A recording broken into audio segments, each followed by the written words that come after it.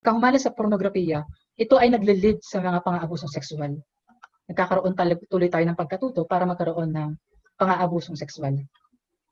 Ang pang-aabusong sexual ay sinasagawa ng isang nakakatanda na siyang pumupwersa sa isang nakababata upang gawin ang isang gawaing sexual. Take note, yung pang-aabuso dito, yung pagpupwersa ng isang nakakatanda. Ang pang-aabuso sexual ay maaaring paglalaro ng maselang bahagi ng katawan or katawan ng iba, paggamit ng ibang katawan para sexual na gawain or sexual harassment.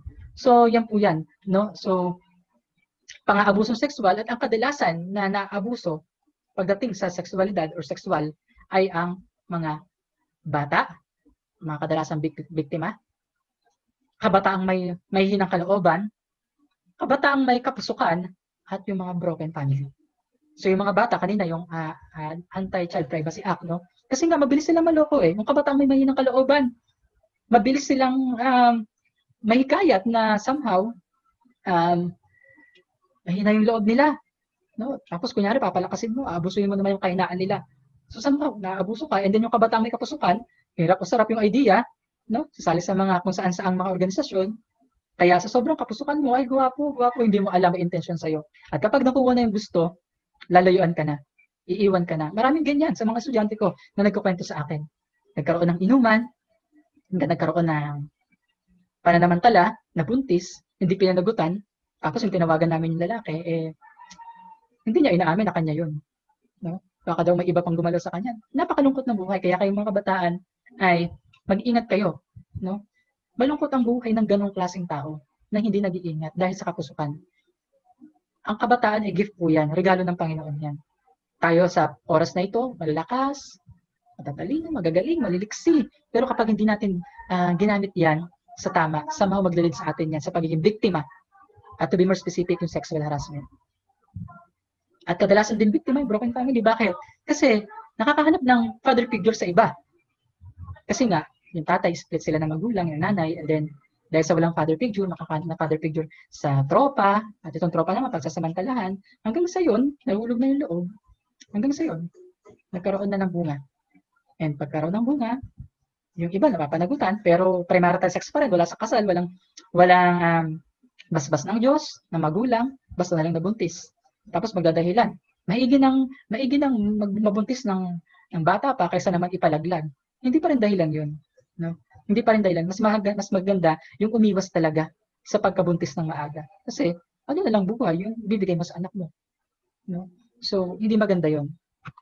At kadalasan, may mga tao na kung saan umaabuso o nang-abuso sa mga kabataan sa mga bata at ang taong yun ay tawag sa kanila ay pedophile. Ano ba ang pedophile? Ang pedophile ay psychiatric disorder o yung isang sakit sa isip na kunwari tumutulong sa mga batang may mahinang kalooban, subalit ang layunin pala ay may sa katuparan yung pagnanasa. No? Halika, tulungan kita, bibigyan kitang candy. Halika, pag-aralin kita. Pero yung pala, yung pagpapaaral na yun, may kapalit pala yun. Ano? And dagdag pa rito, may mga magulang din na sila mismo, etong malungkot no? Sila mismo ang nanghihikayat sa kanilang mga anak na gawin ito upang magkapera. No? Sige, pumatol ka kay Mr. Lee, kay Mr. Chu. Pambayad utang lang pala. Balang araw mga kabataan, magiging parents din kayo. O baka yung iba sa inyo ay biktima ng ganito. Ang masasabi ko dito, wala ka tayong karapatang mga magulang na ipambayad ng utang ng ating mga anak. Oo, anak mo siya, pero ikaw ang umutang niyan. Ang magulang ang umutang niyan kapag sino ang umutang, dapat siya yung magbayad. Hindi dapat ang ibang tao yung magbayad at managot sa utang ng iba. Hindi wisdom yan, foolishness yan. Kamangmangan yan. No? At kapag ikaw ay may utang, ikaw ay may magbayad ng base sa inutang mo. Kung pera ang inutang mo, pera din ang ibayad mo, hindi ang katawan ng anak mo. Balang araw, magiging magulang din kayo mga kabataan. Nawa, pagtrabaho kayong maigi. Galingan nyo sa pag-aaral nyo para makahanap kayo ng magandang trabaho. Para hindi na kayo humantong sa ganito. Baka ang iba nga sa inyo, biktima ng ganito. So, ang sinasabi ng iba, sir, paano? Sabi ng Biblia, sundin daw ang magulang. Anak, sundin mo ang magulang. O, sabi naman ng Biblia, yun, totoo yun. Pero, kulang ang pagbasa natin at pag-unawa doon. Sabi doon, anak, sundin mo ang magulang mo sa Panginoon. Ang punto, godly mother. Hindi badly mother or worldly mother. Godly mother. Kapag ba ang isang godly mother nag-utos sa anak, anak, sige na, punta ka kay Mr. Lee. Isang gabi lang. Godly mother ba yun? Ay hindi, wag mo sundin yun. Dahil ang sinasabi ng Biblia ay godly mother. At kapag sinabing godly mother, magtatrabaho ang magulang para sa kapakanan ng anak niya. Magbabayad siya ng utang, hindi yung pambayad yung anak niya, kundi yung sarili niyang bulsa. At siya yung magtatrabaho para sa kanyang pamilya. Yung anak niya, pag-aaralin niya lang na mahusay. Igagapang niya sa hirap kahit labandera. Huwag lang ipambayad sa utang. Kaya reminder to para sa atin na huwag naman ganito. Napaka-abuso naman ng ganito, no? At ilan sa mga ito ay sila mismo yung umaabuso sa kanilang mga anak. Isa pa ito, godly parents po yung hinahanap natin. Kaya kung tayo maging magulang balang araw, maging godly parents tayo. Kasi tayo pa yung karamihan dito, no? At sa mga balita, sanggol pa lang nga, minsan months pa lang inaabuso na ng tatay. Namamatay tuloy yung sanggol. Anong klaseng pagpapakatao meron tayo? Kahit tao tayo, nawawala yung pagpapakatao natin. Hindi dapat ganun ang maging sistema ng ating pagpapakatao. Kaya kayo na-educate para malaman natin ang kahalagahan at pagbibigay ng importansya sa isang tao. At kung paano isa pamuhay yung issue ng dignidad at paggalang sa sexualidad. Huwag nating abusuhin ang ating mga anak. Unang-una sa pambayad at yung kung tayo mismo, no.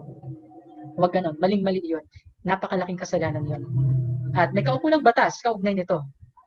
Ayon sa Republic Act 7610, sabi dito, Special Protection of Children Against Abuse, Exploitation, and Discrimination Act, batas na pumuprotekta sa mga kabataan laban sa anumang uri ng pang-abuso. So ayan, pinoprotektahan tayo ng gobyerno para malesen pa yung pang-aabusong sexual sa mga kabataan. Pero hanggang ngayon, dumadami ito. Pero tandaan natin, may batas. Nabibigyan somehow ng ustisya yung mga nagiging biktima, yung iba naman hindi kasi nga may hina ang loob. Sabi nga dito, ayan, sabi ko nga dito, may mga mahinang loob. Kahit inaabuso na ay hindi pa nagsasalita. No, choice nilang hindi magsalita. Paano tinatakot?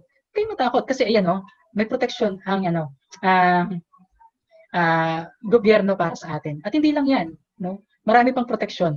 At sa protection na ito somehow, ulitin ko, nakakapagbigay ng hustisya, marami rin naman nakukulong, no? At bilang isang guro ninyo, ang payo ko lang sa inyo, sa buhay pipili lang kayo ng dalawa. Dalawa lang yung daan. Between right and wrong, between life and death, between love and hatred.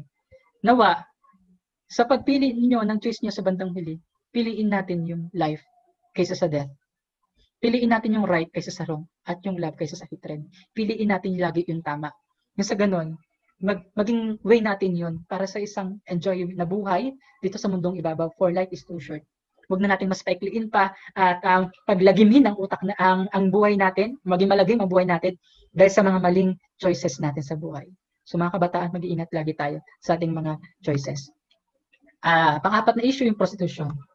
No? Ito yung prostitution is pinakamatandang profession o gawain na nagbibigay ng panandaliang aliw kapalit ng pera or pera. Dito binabayaran ang pakikipagtalik upang ang taong umuupa ay makadama ng kasiyahang sexual. Kung kaya't madali silang makontrol kasi nga may bayad. Dahil dito nawawala yung kanilang paggalang sarili nila at tamang pagkilala. Kung kaya't minabuti na lang nilang ipagpatuloy ang kanilang masamang karanasan. So dahil sanay na sila, hindi na nila naggawang tumanggi kung kaya't nagiging tuloy-tuloy yung paggamit ng masamang gawain ito. And ito yung nakakalungkot, no? Yung prostitution somehow naging addiction. Sinasabi nila, trabaho daw ito. So, bakit trabaho? Kasi kapalit ang pera. Pero somehow, inabuso mo yung sarili mo. Hindi naman natin pag-aari yung sarili natin. Hiram lang natin ito sa Panginoon. At kapag ang hiram na bagay ay pinahiram sa atin, anong dapat gawin? Alagaan. Sir, paano naman yung wala talagang trabaho? Prostitute lang naman talaga. Bakit ngayon kompletong pangangatawan, nakakapagtrabaho ng marangal? Or rather, yung hindi kompleto yung pangangatawan, nakakapagtrabaho ng marangal, putol yung paa, putol yung kamay. Pero marangal ang trabaho. Pero somehow, bakit ito, pinipili natin maging prostitute?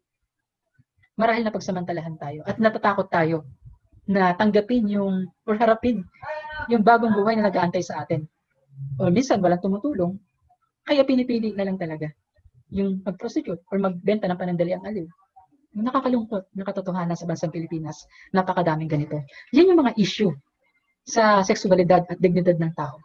So, somehow, naging alipin tayo ng mga ito dahil sa pangangailangan, pera.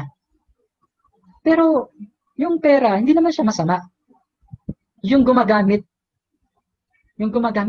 intensyon ng gumagamit, yun yung nagiging masama. Pero yung pera, blessing yan eh.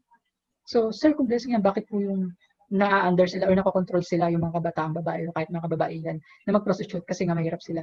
Well, again, depende yan sa layunin ng tao kung paano nila gagamitin yung pera. Pwede naman nilang ibigay yun, di ba? Na walang kapalit na prostitusyon. Pwede nilang tulungan. Pwede nilang idalhin sa organisasyon or kung pwede namang bigyan nila ng mga pangkabuhayan para makapagsimula ng bagong simula. Di ba? So kaya nga sabi ko, depende yan sa layunin ng tao. At meron kaukulang batas din dito. Isa marahil sa dahilan kung bakit napapasok sa prostitusyon, yun na yung kahirapan. No? At maaari ding naging biktima ng human trafficking. Etna, no?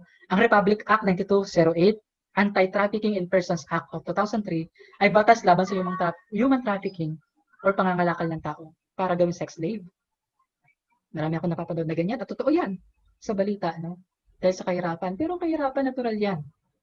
Kasi nasa mundo tayo. Pero ikaw, anong gagawin mo bilang individual para makatakas sa kahirapan, makaalis sa kahirapan? Magpapa-human trafficking ka na lang ba? Magpapaprostitute ka na lang ba? Binigyan ka ng Lord ng wisdom, understanding, at kakayahan. Lakasan mo loob mo na magkaroon ng magandang buhay. Kaya pahalagahan natin ngayon yung pag-aaral natin. Yan yung maglalayo sa atin sa prostitution, sa harassment. No?